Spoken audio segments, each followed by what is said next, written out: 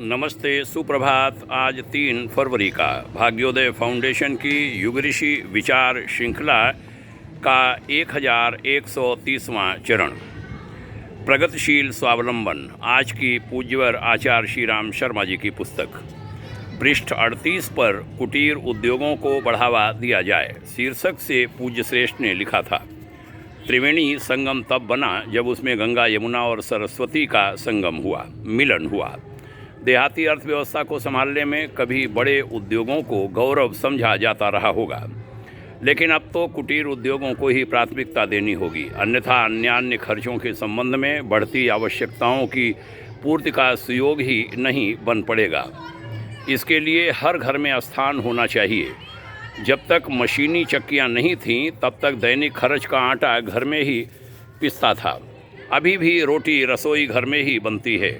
ठीक इसी दिशा में एक कदम और यह बढ़ना चाहिए कि किसी न किसी उपयोगी उत्पादन के लिए प्रयास हर घर में हो, भले ही उसकी खपत अपने घर में हो या पराए घर में यानी अन्य घरों में।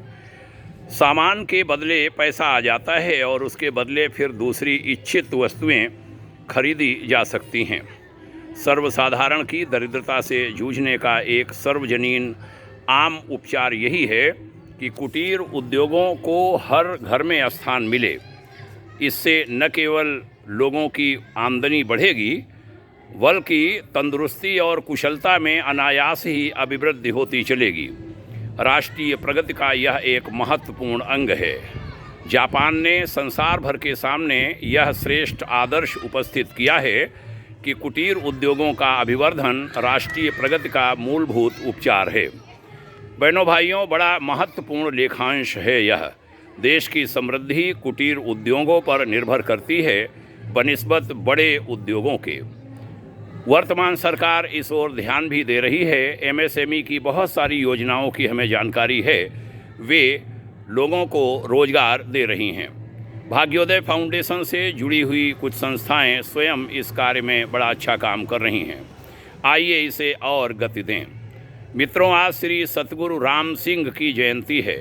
महान स्वाधीनता संग्राम सेनानी श्री राम सिंह का जन्म वर्ष 1816 में आज के ही दिन हुआ था। देश की आज़ादी में उनकी बड़ी भूमिका रही। महान योगदान को शत शत नमन। उनके उत्तराधिकारी परिजनों के प्रति स्नेह भरी सद्भावना। भाग्योदय शुभकामना। ओम शांति।